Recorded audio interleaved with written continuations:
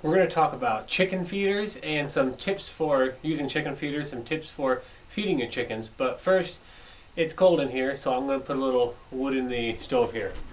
All right, shoo.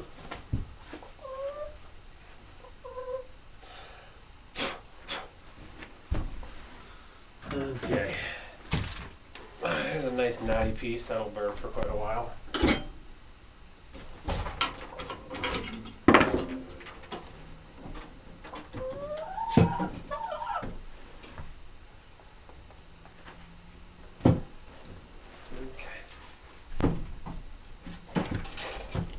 That'll do.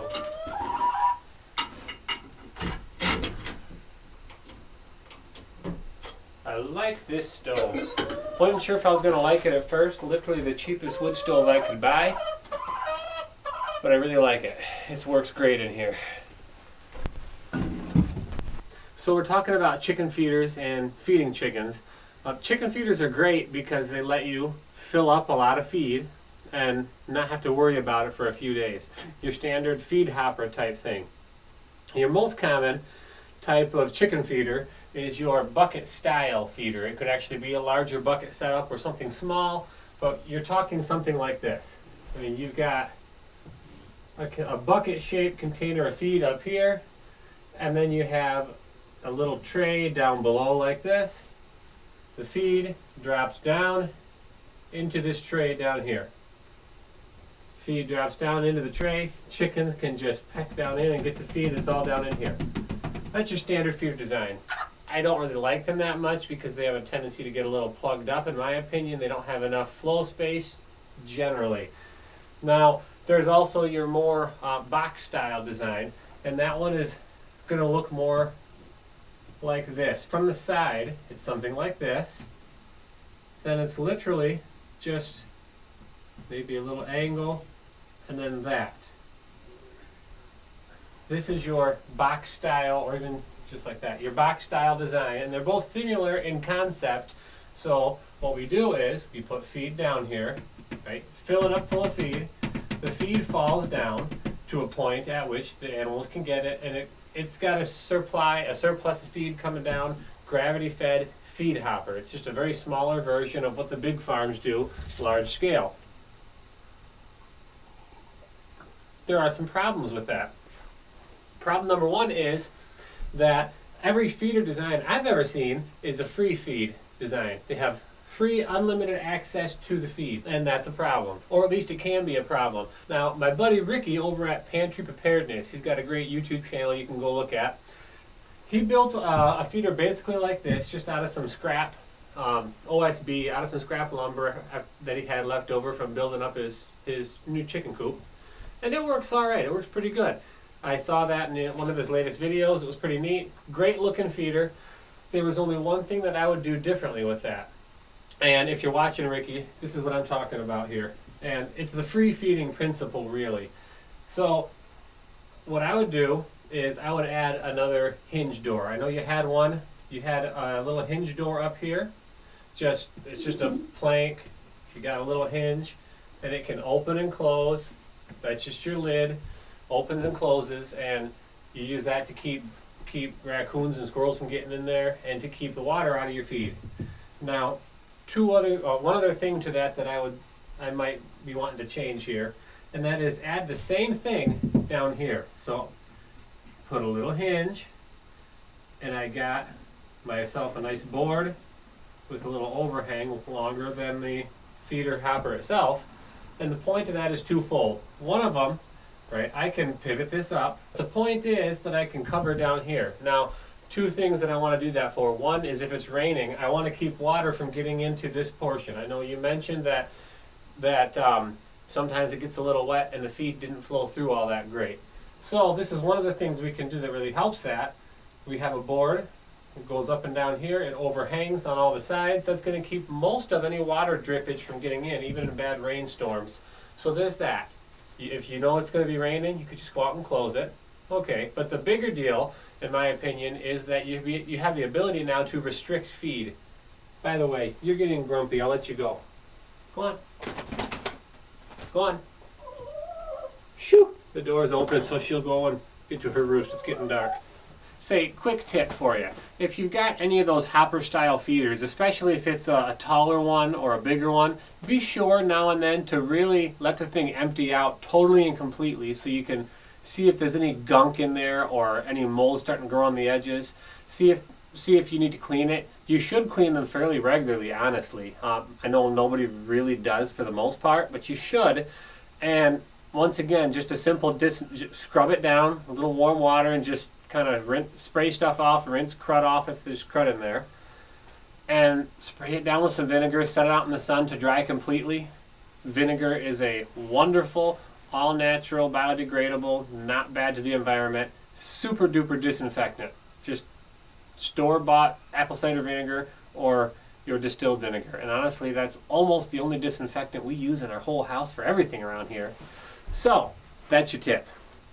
So you have the ability to restrict feed, and that's, in my opinion, a very, very, very important deal that none of the feed hoppers really offer unless it's something small enough that you can just go in and pick the feeder up and take it out. Sometimes you have to be able to restrict that feed, even if you really want the convenience of just free feeding them all the time, so you never have to worry about if they're getting enough. You don't have to go out and give them food in the morning and then again in the evening or afternoon. You'll feed them in the afternoon because in the evening they're already getting ready for bed. So the point of the feed restriction is threefold. I'll give you 3 reasons. One point of feed restriction is that we are going to reduce the waste.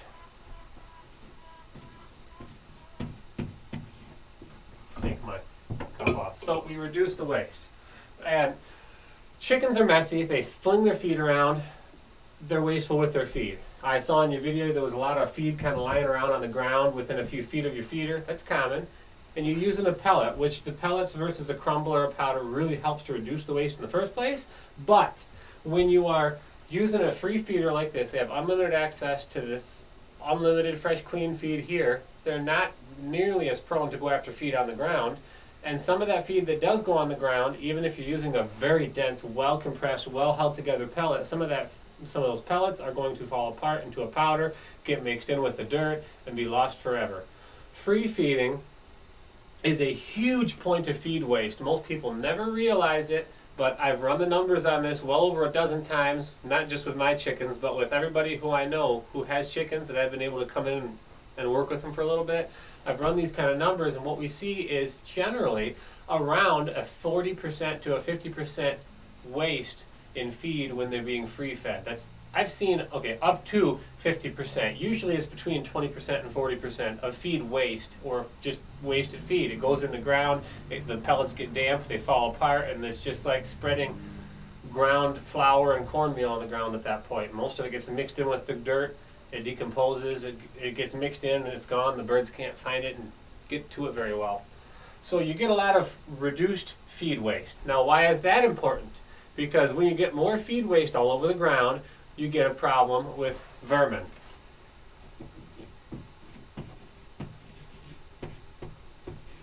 When you have that stuff just laying all over the place, you're going to get more problems potentially with mice, with rats. I hate rats. I've never actually seen a rat on my property. Thank the Lord. Thank you. Rats are horrible.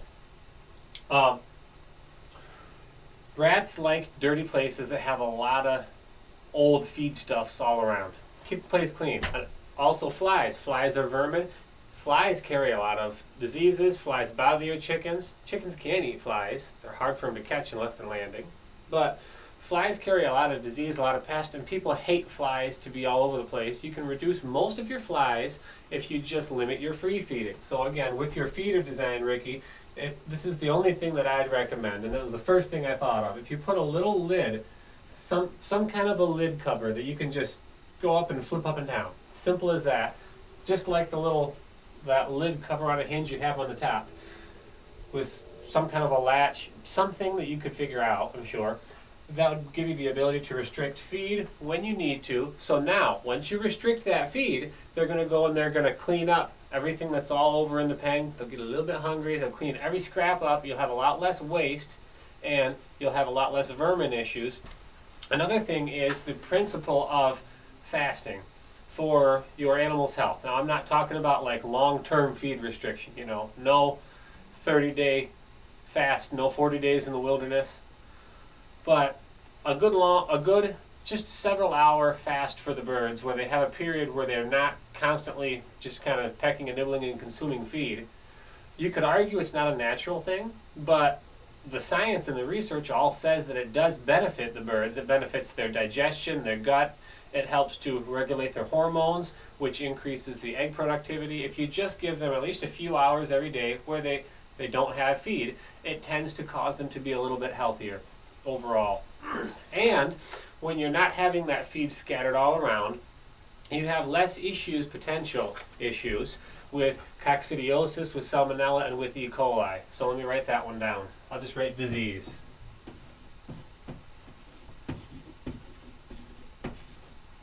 Disease. All right, so disease, the most common diseases that you deal with all farm livestock are coccidiosis, E. coli, salmonella, and then listeria 2. And those are all manure-bound diseases. They're all bacteria except for the coccidiosis, which is actually caused by an amoeba that just basically starts to eat them from the inside. That's what basically all those diseases do, just nasty critters that if they start to take over and go wild, they just kind of start eating the animal from the inside out. They tear apart the gut of the animal. And they get problems with that when they start eating too much in and around their manure. So one of the things I like to do, and not everybody thinks it's necessary, I like to do a feeding restriction because that helps the feed not get spread so long around the pen and get the manure and get stepped on. It tends to, in my opinion, it tends to really reduce the amount of manure particulate and fecal matter crapses and such that gets on the feed that the chickens end up ingesting.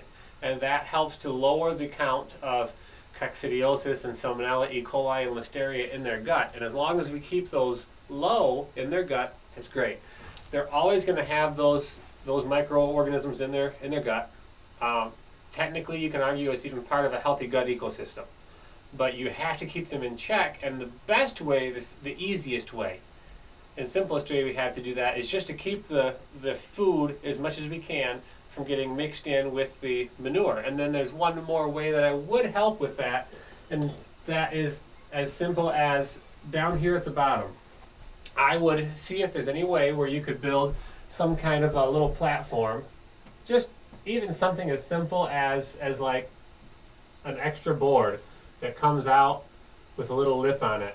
Basically, maybe even you could get like a baking sheet, something like that, and just put it under there for the purpose of it's going to catch a lot of that feed that spills that the chickens fling out.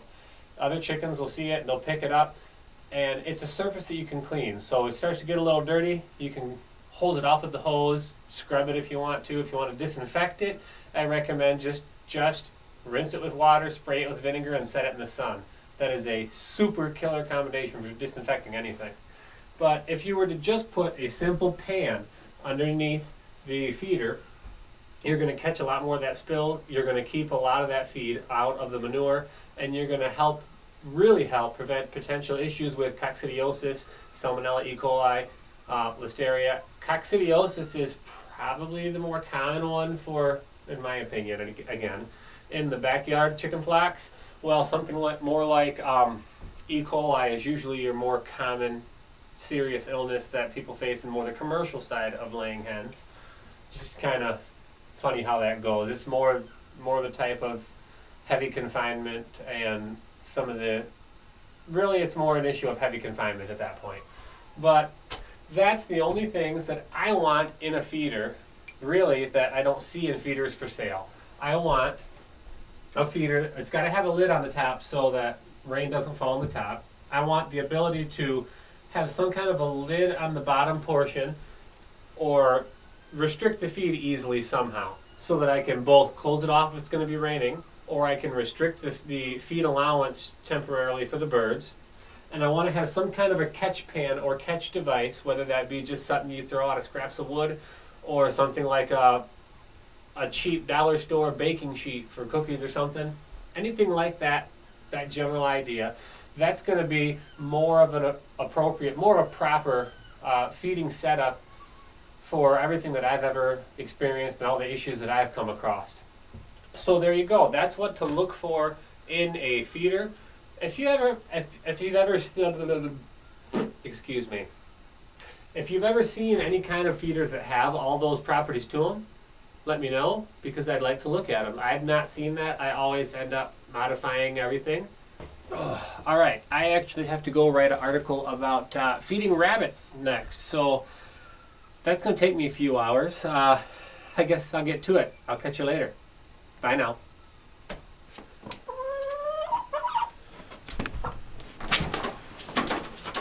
Get off the chimney, that's hot. Really, it's, okay, it's not hot, but.